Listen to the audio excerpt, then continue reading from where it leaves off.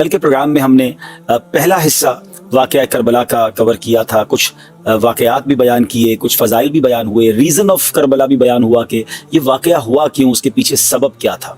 اب ہم مرحلہ وار یہ واقعہ بیان کرتے کرتے وہاں پہنچے تھے کہ امام حضرت مسلم بن عقیل رضی اللہ تعالیٰ عنہ جب کوفہ پہنچے تھے تو آپ کا استقبال بھی ہوا، آپ نے خط بھی لکھ دیا امام حسین کو، مگر کوفے والوں نے آپ کے ساتھ بے وفائی کی، اور جب نماز مغرب کی جماعت آپ نے کی تو پہلے صبح تو 40,000 تھے، نماز مغرب میں 500 نمازی رہ گئے تھے، اور آپ نے جب نماز پڑھائی اور سلام پھیرا تو اب صرف امام مسلم بن عقیل ہی موجود تھے، آپ کے 2 صاحبزادے تو تھے، باقی کوئی بندہ ساتھ نہیں تھا۔ کوفے والوں نے بڑی بے وفائی کی تھی، اور امام مسلم بن عقیل اب تنہا تھے کہ جائیں کہاں، بچے بھی ہیں، اور آپ فرماتے کہ مجھے اپنے سے زیادہ غم اس بات کا تھا کہ میرے خط پر امام حسین اب سفر شروع کر دیں گے اور ان کو کوئی خبر دے دے کہ کوفے والوں نے میرے ساتھ بے وفائی کر دی ہے۔ اب وہ یہ سوچ رہے تھے کہ جب میرے یہ حال کیا ہے، میرے ساتھ دینے کے لیے کوئی تیار نہیں ہے، تو جب امام حسین آئیں گے تو ان کے ساتھ معاملات کیا ہوں گے۔ تو ناظرین، اب یہ دل خراش داستان اس طرح آگے بڑھتی ہے کہ حضرت مسلم بن عقیل اب جائے پناہ ڈھونڈ رہے تھے۔ وہ کوفہ جس میں ہزاروں لوگ آپ کی بیعت کر چکے تھے، جو ہزاروں لوگ آپ کو ویلکم کر رہے تھے، آج کوئی نہیں تھا آپ کا ساتھ دینے والا۔ پھر ایسا بھی ہوا کہ حضرت مسلم بن عقیل نے گھر میں پناہ لی، مگر ابن زیاد کے کارندوں کو پتہ چل گیا، آپ کو گرفتار کر کے گورنر ہاؤس لایا گیا، یہ کہہ کر لایا گیا کہ آپ سے تو مذاکرات کرنے ہیں، آپ سے تو بات کرنی ہے۔ مگر جب آپ گورنر ہاؤس کی عمارت میں داخل ہوتے ہیں تو ان ظالموں نے پہلے سے ہی دروازے کے دونوں طرف تیر انداز اور تلوار والے لوگ رکھے ہوئے تھے، اور جیسے حضرت مسلم بن عقیل اندر داخل ہوئے تو بلا کسی گفتگو کے آپ پر حملہ کیا گیا، آپ کو شہید کر دیا گیا۔ دونوں صاحبزادوں نے اپنی آنکھوں کے سامنے اپنے شفیق والد کے سر کو کٹتے دیکھا۔ جس طرح کا خوف ان پر طاری ہوا ہوگا وہ ہماری امیجنیشن سے بھی زیادہ ہے، مگر ان ظالموں کو ان بچوں پر بھی کوئی یوں سمجھے ترس نہ آیا، رحم نہ آیا۔ حضرت مسلم بن عقیل کے بچوں کو بھی شہید کر دیا گیا، اور جس ہانی بن عروہ کے گھر پہ آپ نے پناہ لی تھی ان کو بھی قتل کر دیا گیا، اور اس کے بعد شہیدوں کے سروں کو نیزوں پر چڑھا کر کوفے کی گلیوں میں گھمایا گیا۔ بے حیائی کے ساتھ، سنگ دلی کے ساتھ کوفے کے لوگوں نے مہمان کشی کا گویا عملی طور پر اعلان کیا۔ اب یہ سب کچھ جو ہو رہا ہے یہ 3 ذی الحجۃ الحرام ہے، ایگزیکٹلی وہی دن ہے جس دن امام عالی مقام، امام عرش مقام مکہ پاک سے روانہ ہو رہے ہیں، یعنی جس دن حضرت مسلم بن عقیل کی شہادت ہو رہی ہے۔ اللہ کی قدرت کا نظارہ دیکھیں کہ ایگزیکٹلی وہی دن تھا کہ حضرت امام حسین رضی اللہ تعالیٰ اپنے قافلے والوں کے ساتھ مکے سے روانہ ہو رہے ہیں، اور وہاں جب مکے سے روانہ ہو رہے ہیں تو الوداعی طواف ہوتا ہے، خاندان اہل بیت کے لوگ، خاندان مصطفیٰ صلی اللہ علیہ وسلم کے لوگ الوداعی طواف کرتے ہیں، آہیں ہیں، سسکیاں ہیں، کعبے کے غلاف سے لپٹ لپٹ کر آنسو بہائے جا رہے ہیں۔ اور اس وقت بڑے بڑے صحابہ کرام علیہ رضوان نے اصرار کیا، امام حسین سے عرض کیا کہ حضور ایسا نہ کریں، آپ نہ جائیں، کوفے والوں میں یہ وفا نہیں ہے، آپ کے والد محترم بھی وہیں عراق میں ہی شہید ہوئے ہیں، آپ کے بھائی کو زہر بھی دیا گیا ہے، آپ مت جائیں کوفے۔ اب اس پہ بڑے بڑے نام ہیں، حضرت ابن عباس، حضرت ابن عمر، حضرت جابر، حضرت ابو سعید خدری اور دوسرے صحابہ کرام رضوان اللہ تعالی مجمعین نے آپ کو بہت کوشش کی، بہت عرض کیا کہ حضور نہ کریں، آپ مت جائیں۔ مگر امام حسین کی بھی بات بڑی ویلڈ تھی کہ آپ نے کہا کہ پہلے تو کوفے کے لوگوں نے مجھے خط لکھے ہیں، اور 1 2 نہیں سینکڑوں لیٹر آئے ہیں، تو اور وہ چاہتے ہیں کہ وہ میرے ہاتھ میں بیعت کریں، اور پھر میں نے اس بات کو کنفرمیشن کرنے کے لیے امام حضرت مسلم بن عقیل کو بھیجا، وہ وہاں گئے، وہاں ہزاروں لوگوں نے ان کے ہاتھ میں بیعت کر لی ہے، ان کا مکتوب مجھے مل چکا ہے کہ حضرت تشریف لائیے، ایوری تھنگ از کلیئر، سب بہتر ہے۔ تو پھر میرا نہ جانا کیا ہے؟ یعنی میں ان لوگوں کا ساتھ نہ دوں جو مجھے بلانا چاہتے ہیں، لیکن وہاں تو پانسا پلٹ چکا تھا نا ناظرین۔ حضرت مسلم بن عقیل نے جو مکتوب لکھا تھا وہ تو اچھے وقتوں میں لکھا تھا، مگر چند ہی دنوں میں کوفے والوں نے تو بے وفائی کر دی تھی۔ اور اب کیا ہوا؟ امام حسین 3 ذی الحجہ 60 ہجری کو اپنے اہل بیت، اپنے خدام، کل ملا کر یہ 82 لوگ تھے، 82 نفوس قدسیہ تھے، وہ راہ عراق کو روانہ ہو گئے ناظرین۔ اور اب جب امام حسین راستے میں تھے تو راستے ہی میں حضرت مسلم بن عقیل کی شہادت کی خبر بھی مل گئی۔ اب یہ کتنا بڑا یوں سمجھے دھچکا تھا کہ جس کو سفیر بنا کر بھیجا تھا، جس کے خط پر ہم جا رہے ہیں، انہی کو شہید کر دیا گیا۔ تھوڑی دیر کے لیے تو قافلہ رک گیا، مگر پھر سب کا مشورہ یہی ہوا کہ ہمیں سفر ترک نہیں کرنا چاہیے، ہمیں جانا چاہیے۔ دراصل تقدیر کا جو لکھا تھا وہ ہونا تھا، آپ کے مقدر میں جو فیصلہ تھا وہ پورا رب کی وہ جو کہتے ہیں مشیت جو ہے وہ پوری ہونی تھی، تو امام حسین نے وہ سفر اختیار کیا۔ اب جب 2 منزل کوفہ رہ گیا تھا تو ایک یوں سمجھیے کہ گھڑ سوار نے اپنے 1000 گھڑ سواروں کے ساتھ، اپنے 1000 لوگوں کے لشکر کے ساتھ امام حسین کے لشکر کو انٹرسپٹ کیا، روکا، اور ان کا نام تھا حر بن یزید ریاحی، اور اس کے ساتھ 1000 ہتھیار والے سوار بھی تھے۔ تو انہوں نے کہا کہ مجھے ابن زیاد نے بھیجا ہے اور آپ کے لیے کہا ہے کہ آپ کو اپنے ساتھ لے کر جانا ہے۔ تو امام حسین نے کہا کہ میں تو لڑائی کرنے آیا نہیں ہوں، مجھے کس بات کی وجہ سے آپ گرفتار کرنے آئے ہیں؟ میں تو تمہارے خطوط کی وجہ سے آیا ہوں، اور مجھے سینکڑوں خطوط لکھے گئے ہیں کوفہ کے لوگوں کی طرف سے۔ اور کہتا ہے مجھے تو معلوم ہی نہیں آپ کو خط لکھے گئے، ہمارا اس سے کوئی تعلق نہیں، ہمیں آرڈر ملا ہے، ہم آپ کے پاس آ گئے۔ امام حسین نے کہا ٹھیک ہے۔ امام حسین نے پہلے تو وہ خط دکھائے، کافی سارے خطوط دکھائے، اور پھر کہا کہ اگر پھر بھی تم مجھے نہیں جانے دینا چاہتے یا تم نہیں پسند کرتے ہو کہ میں کوفہ جاؤں تو مجھے راستہ دے دو، میں واپس چلا جاتا ہوں، میں لڑائی کرنے تو آیا نہیں۔ ناظرین یہ بات بڑی سمجھنے والی ہے کہ جس کو فائٹ کرنی ہو، جس کو لڑائی کرنی ہو، وہ بچے لے کے نہیں جاتا ساتھ، وہ فیملی کے لوگ لے کے ساتھ نہیں جاتا، وہ بغیر ہتھیار کے نہیں جایا جاتا۔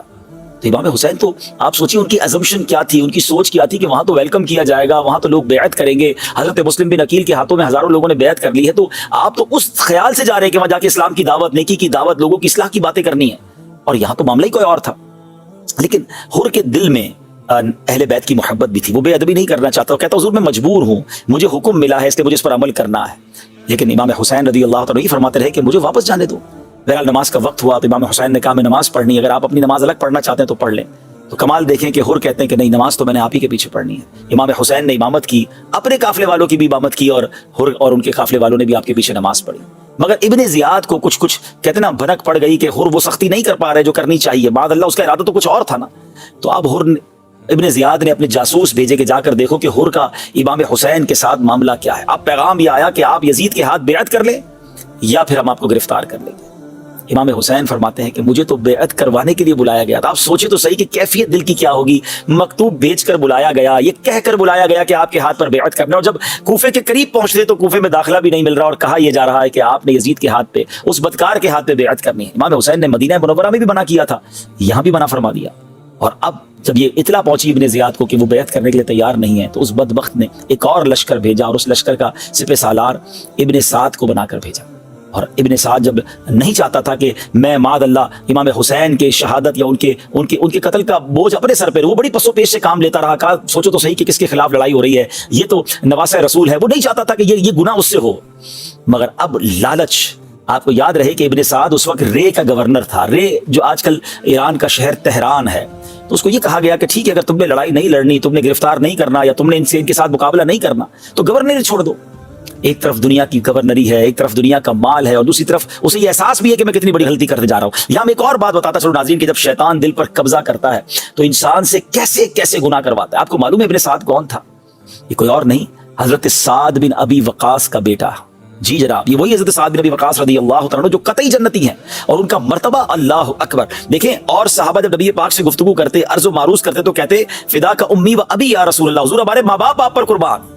مگر غزوہ احد کا موقع ہے، حضرت سعد تیر چلا رہے، آپ کو تیر بہت زبردست چلانے آتے تھے، تو نبی پاک ان کے پیچھے سے انہیں تیر پکڑاتے جاتے تھے اور فرماتے تھے اے سعد تیر چلاؤ، تجھ پر میرے ماں باپ قربان۔ یعنی نبی پاک جس صحابی کے بارے میں یہ فرمائے اس کا مرتبہ کیا ہوگا۔ مگر انہی کے بیٹا جب شیطان دل پر قبضہ کرے، لالچ دل پر قبضہ کرے تو کیا کچھ نہیں کروا بیٹھتی۔ ایک بات پھر سمجھنی ہے کہ بیٹے کی خطا کی وجہ سے، بیٹے کے بدبخت ہونے کی وجہ سے کبھی بھی باپ کو برا بھلا نہیں کہا جائے گا۔ یہ بات ہمیشہ آپ یاد رکھیں، یہ اللہ تعالیٰ کی مشیت ہے۔ کبھی کسی ولی کے یہاں ڈاکو پیدا ہو جاتا ہے اور کسی ڈاکو کے یہاں ولی بھی پیدا ہو سکتا ہے، تو ہمیں کبھی یقیناً والد تو کوشش ہی کر سکتا ہے نا، مگر ہدایت اللہ کی طرف سے، جس کے نصیب میں بدبختی لکھی ہے بدبختی آ جاتی ہے۔ تو بہرحال ذرا غور کیجئے ناظرین، 22,000 کا لشکر جمع ہو گیا، اور یہ ایسا لشکر ہے، یہ عجیب و غریب، دنیا نے کبھی ایسا منظر نہیں دیکھا ہوگا کہ 82 لوگوں کے مقابلے کے لیے 22,000 کا لشکر بھیجا جائے۔ اصل میں یہ جانتے تھے کہ یہ شیر خدا کی اولاد ہے، یہ آل رسول ہیں، یہ اہل بیت ہیں، ان کی رگوں میں اسد اللہ شیر خدا مولا علی کا خون دوڑ رہا ہے، ان سے مقابلہ آسان نہیں ہے۔ 22,000 کا لشکر ہے، اور ان ظالموں نے ایک اور کام کیا ناظرین کہ وہاں فرات نہر قریب ہی تھی، ادھر پانی بند کر دیا، خاندان نبوت کے لوگوں کو پانی بھی نہیں پینے دیا گیا ہے۔ اور آپ یعنی ذرا سوچیں کہ پانی قریب ہو اور پانی نہ پینے دیا جائے، یہ بات وہ زیادہ جلدی سمجھ سکتا ہے جو کبھی 1-2 دن فاقے سے رہا ہو۔ 3 دن کے بھوکے پیاسے ہیں، جس میں خواتین بھی ہیں، بچے بھی ہیں، تاکہ ان کے اندر نکاحت آ جائے، ان کی جو قوت ہے وہ تھوڑی ویک ہو جائے، ان سے لڑائی کرنا آسان ہو جائے۔ بہرحال ناظرین یہ 3 دن بھی گزر گئے، اور اس کے بعد امام حسین رضی اللہ تعالیٰ عنہ نے جس مقام کے بارے میں معلوم کیا کہ یہ مقام کون سا ہے، تو بتایا گیا کہ یہ تو کربلا کا مقام، یہ محرم کی اب 2 تاریخ ہو چکی تھی، تو امام حسین واقف تھے کہ آپ کی شہادت کا مقام کربلا ہی ہے، جہاں اہل بیت کو راہ حق میں اپنے خون کی ندیاں بہانی ہوں گی۔ اب اس دن امام حسین کو نبی پاک علیہ الصلوۃ والسلام کی زیارت نصیب ہوتی ہے، اور پیارے آقا علیہ الصلوۃ والسلام نے آپ کو شہادت کی خبر بھی دی، اور آپ کے سینہ مبارک پر اپنا دست اقدس رکھ کر دعا فرمائی اللہم اعط الحسین صبرا و اجرا، अजीब वक्त है नाजरीन, सुल्तानुद्दारैन के नूरे नजर को सदहा तमन्नाओं से मेहमान बनाकर बुलाया गया, अर्जियों और दरखास्तों की लाइन लगा दी गई। और जब अहले कूफा रातों को अपने मकानों में इमाम की आमद की तशरीफ आवरी के ख्वाब देखते थे, जमातें मुद्दतों तक सुबह से शाम उनके इंतजार में खड़ी रही। लेकिन जब वो करीम मेहमान अपने करम से उनकी जमीन में तशरीफ लाते हैं तो कूफियों का लश्कर उन्हें उनका सामना करता है, न शहर में दाखिल होने देता है, न वतन वापस जाने देता है। अल्लाह अकबर। अब मेरे प्यारे इस्लामी भाइयों, इमाम हुसैन रदी अल्लाह तआला अन्हु और उनके जो साथी हैं वो 3 दिन के भूखे प्यासे हैं। अब यहाँ में एक और बात नाज़रीन आपके सामने रखना चाहता हूँ। अभी आपने सुना कि इब्ने साद साहबी रसूल का बेटा है, मगर सामने गवर्नरी का लालच है। ये यजीदियों ने, ये इब्ने ज़ियाद के लश्कर वालों ने इतना बड़ा जुल्म कर कैसे दिया? आपको मालूम है, इमाम हुसैन ने जब ये मुकाबला हुआ ना, तो उस वक्त इमाम हुसैन ने बाकायदा खुतबा दिया। जी हाँ, जब 10 मुहर्रम का दिन आ गया तो इमाम हुसैन ने जब देखा कि अब ये मान नहीं रहे, तो इमाम हुसैन ने अपने उस खैमे के गिर्द जहाँ खवातीन थी खंदक खुदवाई और आग जलवा दी, ताकि खैमे के लोग जो है वो सिक्योर रहें, औरतों पर और बच्चों पर हमला ना हो जाए। अब इमाम हुसैन ने जुमा की सुबह फजर की नमाज अदा की, आखिरी नमाज गोया बाजमात अदा की, बड़ी रिक्कत अंगेज दुआएं हुई, और उसके बाद इमाम साहब खैमे से बाहर तशरीफ लाए। 3 दिन के भूखे प्यासे हैं, और अब इमाम हुसैन ने उस गर्म रेत पर एक खुतबा फरमाया। नाजरीन, ये तारीखी खुतबा है। यानी इमाम हुसैन रदी अल्लाह तआला अन्हु ने इत्माम हुज्जत के सारे काम किए। यानी पहले तो कहा मुझे वापस जाने दो, जब वो न माने तो लड़ाई से पहले फिर आपका जरा खुतबा सुनिएगा। यानी आपने उनके दिलो दिमाग को झंझोड़ने की कोशिश की। आप फरमाते हैं, खून नाहक हराम और गजब इलाही का मूजिब है, मैं तुम्हें आगाह करता हूं, तुम इस गुनाह में मुब्तला न हो। मैंने किसी को कत्ल नहीं किया है, किसी का घर नहीं जलाया है, किसी पर हमला आवर नहीं हुआ हूं। अगर तुम अपने शहर में मुझे आने नहीं देना चाहते तो मुझे वापस जाने दो। मैं तुमसे किसी चीज का तलबगार नहीं हूं, मैं तुम्हारे दर पे आजार नहीं हूं। तुम क्यों मेरी जान के दर पे हो? तुम किस तरह मेरे खून के इल्जाम से बरी हो सकते हो? रोजे महशर तुम्हारे पास मेरे खून का क्या जवाब होगा? अपना अंजाम सोचो, अपनी आकिबत पर नजर डालो। सोचो तो सही मैं कौन हूं? मैं बारगाह रिसालत में नबी पाक अलैहिस्सलाम का मंजूर नजर हूं। सोचो मैं वही हूं कि जिनकी मोहब्बत को नबी पाक अलैहिस्सलाम ने अपनी मोहब्बत करार दिया। मेरे फजाइल तुम्हें खूब मालूम है, मेरे हक में बहुत सारी हदीसें वारिद हुई हैं।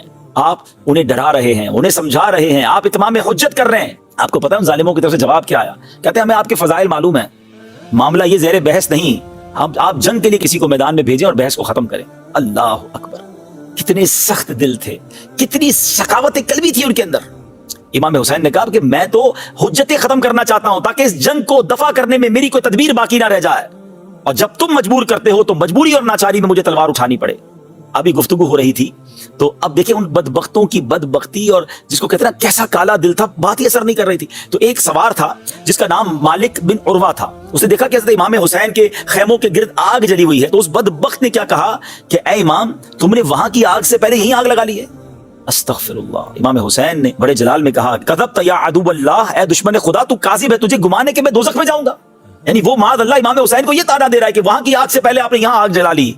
हजरत इमाम को इस कदर तकलीफ हुई। आपके एक साथी ने कहा कि मैं इसका सर कलम कर दूं। आपने फरमाया नहीं, मैं नहीं चाहता कि आज की लड़ाई हमारी तरफ से शुरू हो, तो ये ना कहे कि हमने तलवार पहले उठाई। मेरा इमाम हुसैन ने दुआ की अल्लाह की बारगाह में कि ऐ अल्लाह, अजाब नार से पहले इस गुस्ताख को दुनिया में आग के अजाब में गिरफ्तार कर। अब क्या हुआ कि वही शख्स जो ये बात कहकर गया था, उसके घोड़े का पांव एक सुराख में गया, वो घोड़े से गिरा और सीधा खंदक में जाकर गिर पड़ा, उसी आग में जाकर खुद जल गया। यानी इमाम हुसैन की दुआ या दुआए ज़रर कैसे कबूल होती है, सारे यजीदी देख रहे हैं। एक शख्स मादअल्लाह, जब हजरत इमाम ने कहा ना कि जब उसकी आग में चला गया, तो आपने फरमाया अल्लाह तेरा शुक्र है कि तूने अहले बैत के बदख्वाह को सजा दी। तो एक बदबख्त कहता है कि आपको नबी पाक से क्या निस्बत है? जरा सोचिए नाज़रीन, गुस्ताखियां ये सब देखते हुए भी इमाम हुसैन को बड़ी तकलीफ हुई। तो आपने फरमाया कि या अल्लाह, इसको, इस बदजुबान को फौरी अजाब में गिरफ्तार कर। उसको फौरन हाजत पेश आई, घोड़े से उतर के भागा, जहां हाजत करने गया वहां एक बिच्छू ने उसे डंक मारा, जहर फैला, उसी गंदगी में लथपथ होकर मर गया। ये सारी चीजें आनन फानन उसी वक्त हो रही है नाज़रीन। अल्लाह अकबर। एक शख्स ने, एक और बदबख्त आकर कहता है कि इमाम देखो दरिया फुरात कैसी मौजें मार रहा है, तुम्हें फिर भी पानी नहीं मिलेगा। अल्लाह अकबर। और तुम प्यासे हलाक हो जाओगे। इमाम हुसैन ने दुआ की, अल्लाहुम्मा अमितहु अतशाना, या रब इसको प्यासा मार। अब इमाम का दुआ करना था कि उस शख्स का घोड़ा भागा, ये शख्स उस घोड़े को पकड़ने भागा, उसको प्यास गालिब हुई। इस शिद्दत से प्यास लगी कि अल अतश, हाय प्यास पुकारता रहा, जब पानी से मुंह लगाता मगर एक कतरा ना उतार पाता, और इसी प्यास में आनन फानन मारा गया। नाज़रीन, ये सारी करामतों का जो ज़ुहूर हो रहा था, ये भी एक इत्माम हुज्जत थी। ये भी उन यजीदियों को बताया जा रहा था कि मत करो, तुम उससे लड़ाई करने जा रहे हो, तो उस पर हमला करने जा रहे हो, जो हाथ उठाते हैं तो बात पूरी हो जाती है, जो नवासा रसूल है। मगर नाज़रीन फिर भी वो ना माने। वहां एक अजब मामला हुआ। وہ شخص جس نے سب سے پہلے امام حسین کے قافلے کو انٹرسپٹ کیا تھا، کوفہ نہیں جانے دیا تھا، 1000 گھڑ سواروں کے ساتھ جا کر اس نے یوں سمجھیے کہ روکا تھا، وہ کون تھا؟ حر بن یزید۔ اچھا حر نے کیا کیا کہ حر نے جب یہ سارا منظر دیکھا نا تو حر کی کیفیت بدلنے لگی، اور حر بڑا بے چین تھا، مضطرب تھا، وہ جانتا تھا کہ نواسہ رسول ہے، وہ بیان بھی سن چکے تھے، وہ تقریر بھی سنی تھی انہوں نے۔ تو حر جو ہے وہ بڑی بے چینی کے ساتھ ابن سعد کے پاس جاتا ہے، کہتا ہے اے ابن سعد، تم سوچو نواسہ رسول سے جنگ کرو گے تو نبی پاک کو کیا جواب دو گے؟ عمر بن سعد کے پاس جواب تو کوئی تھا نہیں، وہ وہاں سے ہٹ کر پھر میدان میں چلے جاتے، بدن کانپ رہا تھا، پریشان تھے۔ تو حضرت حر کے بھائی تھے مصعب بن یزید، انہوں نے کہا کہ تم تو بڑے سپہ سالار، بڑے بہادر، بڑے جرنیل، بڑی بڑی جنگیں لڑی ہیں، سامنے چھوٹا سا لشکر ہے، تمہارا حال کیا ہو گیا ہے؟ اتنے گھبرا کیوں گئے ہوتے، ڈر کیوں رہے ہو؟ حر کہتا ہے برادر، یہ مصطفیٰ علیہ الصلوۃ والسلام کے فرزند سے جنگ ہے، اپنی عاقبت سے لڑائی ہے، میں جنت اور دوزخ کے درمیان کھڑا ہوں، دنیا پوری قوت کے ساتھ مجھے جہنم کی طرف کھینچ رہی ہے، مگر میرا دل اس کی ہیبت سے کانپ رہا ہے۔ ابھی یہ بھائی سے بات ہی کر رہے تھے کہ ادھر سے امام حسین نے آواز لگائی، ہے کوئی جو آج آل رسول پر اپنی جان قربان کرے اور نبی پاک علیہ الصلوۃ والسلام کے حضور میں سرخروئی پائے؟ بس یہ اعلان ہونا تھا، اور حر کو گویا ایک راستہ مل گیا کہ تکلیف تو میں نے بڑی پہنچائی ہے، روکا تو میں نہیں تھا، پانی تو میں نے نہیں پینے دیا تھا، مگر شاید کریم ہے معاف فرما دیں۔ گھوڑا دوڑایا، ذرا امیجن کریں، ایک طرف 22,000 کا لشکر، ایک طرف 70-82 کے لوگ ہیں، اور حضرت حر بن یزید دوڑتے ہوئے جو ہے نا اپنا گھوڑا دوڑاتے ہوئے امام حسین کے پاس پہنچ جاتے ہیں۔ ایوری بڈی شاکڈ، آپ کے یزید کے لشکر کے سارے لوگ حیران ہیں کہ حر کیا کر رہا ہے، اور آپ وہاں جا کر امام حسین سے کہتے ہیں کہ کیا مجھے معافی مل سکتی ہے؟ میں نے آپ کو روکا، میں نے آپ کو تکلیف دی، مگر مجھے سمجھ آ گئی ہے کہ میں غلط تھا، میں آج اپنی جان آپ کے قدموں پہ قربان کرنا چاہتا ہوں، مجھے معاف فرما دیجیے۔ امام حسین تو کریم تھے، آپ نے کہا کریموں کے در سے معافی ہی ملا کرتی ہے۔ اب حر نے کہا کہ حضور اب میں پہلے جاؤں گا اور اپنی جان آپ کے لیے قربان کروں گا۔ اور جب حضرت حر وہاں جاتے ہیں سامنے والوں کی طرف لڑنے کے لیے، سارے یزیدی اس کو تانے دیتے کہ تو نے کیا کیا، اتنا بڑا لشکر چھوڑ دیا، اتنا مال و متا چھوڑ دیا، اتنی بڑی تم نے جو ہے وہ دنیا کی رنگینیاں چھوڑ دی، اللہ اکبر۔ تو حر پتہ ہے کیا جواب دیتے ہیں کہ اللہ اکبر، وہ کہتے ہیں کہ میں یہ خوب جانتا ہوں کہ میں نے کیا کیا ہے، میں نے گلستان رسول کے اس مہکتے پھول پر جان قربان کرنے کی جو ہے وہ نیت کر لی، اور میں جانتا ہوں کہ نبی پاک کی غلامی سے بڑھ کر کوئی دولت نہیں ہے۔ اب جناب حملہ ہوتا ہے، اور کئی لوگوں کو یوں سمجھے کاٹ کے رکھ دیتے ہیں، مگر آخر کار حضرت حر بھی شہید ہو جاتے ہیں۔ ذرا سوچئے کہ اب حضرت حر رضی اللہ تعالی عنہ کہلاتے ہیں، اب حضرت حر کا مزار موجود ہے، یزیدیوں کا نام لینے والا کون ہے؟ مگر وہ ایک فیصلہ، وہ ایک ڈیسیشن، وہ ایک رائٹ ٹائم ڈیسیشن تھا کہ یزید کے لشکر سے نکلے اور جنتی لشکر میں شامل ہو گئے۔ شاعر کہتے ہیں نا، یہ نعرہ حر کا تھا جس وقت فوج شام سے نکلا کہ دیکھو یوں نکلتے ہیں جہنم سے خدا بخدا۔ ناظرین، یہاں میں ایک بات کرنا چاہوں، حضرت حر نے ہاتھ پیر کانپ رہے تھے، گھبراہٹ تھی، جنت بھی ہے سامنے، دوزخ بھی ہے، دوزخ کے ساتھ پیسہ بہت تھا، حرام کے ساتھ بڑا اقتدار بھی تھا، بہت مزے بھی تھے لائف کے، سامنے شہادت تھی، انہیں پتا تھا کہ میں بچوں گا نہیں، میں اگر سامنے چلا گیا امام حسین کی طرف گیا تو وہاں شہادت ہی ہے، مگر انہیں پتا تھا کہ یہاں جی گیا تو مر جاؤں گا، وہاں مر گیا تو جی جاؤں گا، یہاں بچ گیا تو مارا جاؤں گا قیامت کے دن، وہاں اگر مارا گیا تو قیامت کے دن بچ جاؤں گا۔ یہ ڈیسیشن لیا انہوں نے، اور کیسا ڈیسیشن لیا کہ آج ساری دنیا ان کے گن گاتی ہے۔ ہم میں سے کئی لوگ ایسے ہوں گے، ذرا غور سے سنیے گا، جو اس وقت شاید ملتی جلتی کیفیت میں ہے، کوئی حرام کما رہا ہے، کوئی رشوت کا کام کر رہا ہے، کوئی سود کا کام کر رہا ہے، کوئی شراب پی رہا ہے، کوئی نشہ کا کام کر رہا ہے، کوئی ڈرگز بیچ رہا ہے، کوئی ڈکیتی کر رہا ہے، کوئی چوری کر رہا ہے، کوئی ظلم کر رہا ہے، کوئی جھوٹ بول رہا ہے، کوئی بدکاریاں کر رہا ہے، کوئی بری صحبتوں میں ہے، بے حیائی کے والے دوستوں میں ہے، گندی دوستیاں لگائی ہوئی ہیں۔ کبھی کبھی دل میں خیال آتا ہے، مسلمان تو ہے نا یار، چھوڑ دیتا ہوں، غلط ہے، اللہ کی طرف چلتا ہوں۔ پھر شیطان کہتا ہے نہیں نہیں، چھوڑ کے جائے گا تو پھر مزے ختم ہو جائیں گے، پیسے ختم ہو جائیں گے، زندگی کی رونق ختم ہو جائے گی، ڈیسیشن نہیں لے پا رہا، کشمکش میں ہے۔ حضرت حر کے اس فیصلے کو یاد کیجئے ناظرین، کیا شاندار فیصلہ کیا، چند قدم کیا چلے، وہ یزیدی سے حسینی بن گئے، وہ یزیدی سے رضی اللہ تعالی عنہ بن گئے، جن کا کوئی نام لینے والا نہیں تھا، آج ساری دنیا ان کا نام لینے والے بن گئی۔ کیوں؟ کریکٹ فیصلہ کیا، رائٹ ٹائم پر فیصلہ کیا۔ ہم میں سے بہت سارے لوگ ہیں جو صرف سوچ ہی رہے ہیں، چھوڑ دوں گا یار، تھوڑے دنوں بعد چھوڑ دوں گا، شراب کا کام چھوڑ دوں گا، رشوت چھوڑ دوں گا، سود چھوڑ دوں گا، غلط کام چھوڑ دوں گا، چھوڑ نہیں رہے، اور کہیں ایسا نہ ہو یہی بری عادت لے کر قبر میں چلے جائیں، موقع ہی نہ ملے چھوڑنے کا۔ میں آپ کو صحیح بتاؤں، یہ آج ہی کا تو دن تھا نا، 10 محرم ہی کا تو دن تھا جب حضرت حر نے یہ فیصلہ کیا تھا کہ آج میں اور آپ یہ فیصلہ نہیں کر سکتے؟ This is the right day for the right decision۔ بہترین موقع ہے اچھا فیصلہ کرنے کا۔ آؤ نا آج فیصلہ کر لیں کہ میں چل پڑتا ہوں اللہ کی رحمت کی طرف، میں چھوڑ دیتا ہوں حرام چیزیں، میں چھوڑ دیتا ہوں حرام کمائی، میں چھوڑتا ہوں حرام صحبتیں۔ تم ایک کام غلط چھوڑو تو صحیح، وہ رب کی رحمت تم پر برسنا شروع ہو جائے گی، حلال کے دروازے کھل جائیں گے، سکون کے دروازے کھل جائیں گے، برکت کے دروازے کھل جائیں گے۔ کب تک سوچتے رہو گے کہ کروں یا نہ کروں؟ ارے کر لو آج۔ آج حضرت حر کا وہ پیغام، کربلا کا میدان ہم سب کو پکار رہا ہے کہ آ جاؤ اللہ کی طرف، چھوڑ دو یہ برے کام۔ بلکہ اگر مجھے کوئی غیر مسلم بھی سن رہا ہے نا، میں تو اس کو بھی دعوت دیتا ہوں, آ جاؤ اسلام کی طرف, آ جاؤ میرے اللہ کے دین کی طرف, یہی راہ نجات ہے, یہی آخرت کے لیے تم سب کے لیے بھی. ایسے مجھے معلوم ہے کہ کئی لوگ ہیں جو مسلمان نہیں ہیں مگر کربلا والوں سے محبت کرتے ہیں. اگر کربلا والوں سے محبت کرتے ہو تو ان کے خدا سے بھی محبت کر لو نا. وہ جس کا کلمہ پڑھتے ہیں اس نبی کا کلمہ بھی پڑھ لیجئے نا. آ جائیے. تو آج موقع ہے چل پڑنے کا, چھوڑیے بری چیزیں اور نیکی کی طرف چل پڑی. یہ کر لیا حضرت حر نے اور کامیاب ہو گئے. ناظرین, اب حضرت حر بھی شہید ہو گئے. اب ایک ایک کر کے خاندان نبوت کے, خاندان رسالت کے چشم و چراغ جانے لگے. ہاتھ میں تلوار لیتے اور پشتوں کے پشتے لگا دیتے. ابن سعد کا یہ کہنا ہے کہ اگر ہم کوئی فریب نہ لاتے, ہم پلاننگ غلط نہ کرتے, ایک ساتھ حملہ نہ کرتے, ان کو بھوکا پیاسا نہ رکھتے, تو شاید 22,000 کا لشکر بھی ان پہ قابو نہ پا سکتا تھا. کیونکہ یہ ذوالفقار چلانے والے مولا علی کی اولاد میں سے تھے. ان کی رگوں میں مولا علی کا خون چلتا تھا. وہ فاتح خیبر کی اولاد تھے. ایک ایک کر کے خاندان نبوت کے چشم و چراغ شہید ہوتے گئے. اور پھر علی اکبر نے اجازت چاہی. علی اکبر کون ہے؟ امام حسین کے بڑے صاحبزادے, ہم شکل مصطفیٰ ہیں, جوان. امام حسین نے ان کو بھی اجازت دی اور انہوں نے کئی یزیدیوں کو ان کے سر کاٹے, ان کو تہو تیغ کیا, خاک میں خون آلود کیا. مگر آخر کار بھوک بھی تھی, پیاس بھی تھی, نکاہت بھی تھی. آپ بھی زخموں سے چور چور ہو کر شہید ہو گئے. اب آپ کے گھر والوں نے دیکھا کہ علی اصغر بہت رو رہے ہیں, 6 مہینے کے ہیں, پیاسے ہیں, 3 دن سے بچہ پانی نہ پیے تو کیا حال ہوگا, دودھ بھی ختم. تو کہا کہ چلو ان کو تو آپ لے جائیں اور جا کر ان کو تو یہ بدبخت پانی پینے دیں گے. امام حسین انہیں ہاتھ میں لے کر باہر آتے ہیں اور کہتے ہیں مجھے نہ دیں, صرف اس کو پانی دے دیں. مگر ان بدبختوں کی بدبختی دیکھیں کہ ایسا تیر تاک کر چلایا کہ حضرت علی اصغر کے گلے میں پیوست ہو گیا. پیاسا گلا, پانی تو نہ دیا مگر شہید کر دیا. امام حسین جب واپس آنے لگے نا تو خاندان کے لوگ سمجھے کہ پانی مل گیا, جبھی تو پرسکون لیٹے ہیں ہاتھ میں, جبھی تو لگتا ہے کہ ہل بھی نہیں رہے, رو بھی نہیں رہے, تو لگتا ہے پانی مل گیا ہے. تو گھر والوں نے پوچھا کہ کیا پانی مل گیا؟ تو امام حسین فرماتے ہیں کہ جام کوثر پینے, کوثر سے سیراب ہونے نانا جان کے پاس علی اصغر روانہ ہو گئے. آئے ہائے, آپ سوچیں یہ کیسا ظلم ہے. اور اب اس کے بعد امام حسین کی باری تھی. 10 محرم ہی کا دن تھا. امام حسین اب اس قافلے میں آخری بچتے ہیں عابد بیمار کے بعد, کیونکہ حضرت عابد بیمار تو بیمار تھے. حضرت امام زین العابدین مولا حضرت امام حسین اب ذوالفقار تلوار لے کر جاتے ہیں اور بہت سارے یزیدیوں کو خاک و خوب نہلا دیتے ہیں. جس طرف رخ کرتے ہیں لشکر کا لشکر تہو تیغ ہو جاتا ہے.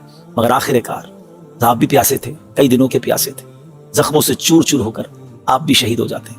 ان ظالموں کو اس پر بھی بس نہیں ہوتی, آپ کا سر انور تن سے جدا کر کے وہ ظالم نیزے پر اٹھاتے ہیں. مگر ناظرین, جب ان کا سر انور نیزے پر اٹھایا جاتا ہے تو اس وقت بھی آپ کا سر انور تلاوت قرآن کر رہا ہوتا ہے. اللہ اکبر. امام حسین نے کربلا کے میدان میں, آپ کے قافلے والوں نے نمازیں بھی ادا کی اور نیزے پر جو سر انور نے تلاوت کی. یہ سب ہمارے لیے میسج ہے. عبادت ہو تو ایسی ہو, تلاوت ہو تو ایسی ہو, سر شبیر تو نیزے پہ بھی قرآن سناتا ہے. اب ذرا سوچیں کہ ہم حسینی بھی کہلائیں, پنجتن کے غلام بھی کہلائیں, نہ ہمیں نماز پڑھنے کا شوق, نہ تلاوت قرآن کا شوق. بتائیں نا یہ کیسی غلامی ہے. امام حسین تلوار کے سایوں میں نماز پڑھیں, ہم اپنے بیڈ روم میں رہیں اور ہماری فجر کی نماز قضا ہو جائے. ہم آفس میں جائیں تو ظہر اثر مغرب قضا ہو جائے. ہم دوستوں میں جائیں تو عشاء قضا ہو جائے. یہ کیسی حسینیت ہے, یہ کیسی پنجتن پاک کی غلامی ہے. ان کا سر انور تو نیزے پہ تلاوت کرے اور ہمیں تلاوت قرآن کرنا ہی نہ ہے. یہ بڑی تعداد ہم میں وہ ہے جو پورا سال قرآن نہیں پڑھتی ہے. نہ کرے ناظرین ایسا. خدا را حسینیت, اگر حسینی واقعی بننا ہے نا تو نماز کے پابند بنے, قرآن کے پابند بنے, ظلم سے دور رہیں. یزیدی ظالم تھے نا, ہم کہتے ہیں ہم ظالم نہیں ہیں, ہم سمجھتے کسی کا قتل کرنا ہی ظلم ہے. ارے کسی کو برا بھلا کہنا بھی تو ظلم ہے, کسی کا دل دکھانا بھی تو ظلم ہے, کسی کا مال دبا لینا بھی تو ظلم ہے, کسی پر روک جمانا بھی تو ظلم ہے. ظلم کی تو بہت ساری قسمیں ہیں نا. امام حسین مظلوم تھے, یزیدی ظالم تھے. ہم مظلوم بن جائیں مگر ظالم نہ بنیں. لوگ کہتے ہیں میں کیسے مظلوم بن جاؤں, مجھ پر ظلم ہوئے میں تو بدلہ لوں گا, میں تو اینٹ کا جواب پتھر سے دوں گا. پھر کیسے حسینی ہیں؟ ہمارا کام بدلہ لینا نہیں, ہمارا کام معاف کرنا ہے, ہمارا کام درگزر کرنا ہے, ہمیں ہماری وجہ سے کسی مسلمان کو تکلیف نہ پہنچے. تو بہرحال کربلا کا واقعہ آپ نے سنا, بہت کچھ پیغام دیتا ہے یہ کربلا کا میدان. نماز کا پیغام دیتا ہے, صبر کا پیغام دیتا ہے, تلاوت کا پیغام دیتا ہے, لالچ اور دنیا کے اقتدار اور مال کی لالچ سے بچنے کا پیغام دیتا ہے, اللہ کی رضا پر راضی رہنے کا پیغام دیتا ہے. اللہ کرے کہ ان میسیجز کو ہم ریسیو کریں اور اپنی زندگی میں یہ بدلاؤ لائیں. اللہ مجھے بھی عمل کرنے کی توفیق دے, آپ کو بھی توفیق نصیب فرمائے. آخر میں منقبت میں تو پنجتن کا غلام ہوں, اس کے 2 اشعار سن کر ہم اپنے پروگرام کو ختم کرتے ہیں. صلو علی الحبیب صلی اللہ تعالی علی محمد صلی اللہ علیہ وسلم. میں تو پنجتن کا غلام ہوں, میں تو پنجتن کا غلام ہوں, میں تو پنجتن کا غلام ہوں, میں غلام خیر انام ہوں میں تو پنجتن کا غلام ہوں میں تو پنجتن کا غلام ہوں میں تو پنجتن کا غلام ہوں سے وہ سر جدا جگہ عشق گو بگی کربلا میری بات اون کی بات گئے میرے سامنے وہ ذات گئے ہوگی جن کو شیر خدا صلی اللہ کرے ہوگی جن کو آل نبی کرے ہوگی جن کو ذات علی کرے ہوگی پختہ ہے میں تو خام ہوں میں تو پنجتن کا غلام ہوں میں تو پنجتن کا غلام ہوں. سبحان اللہ.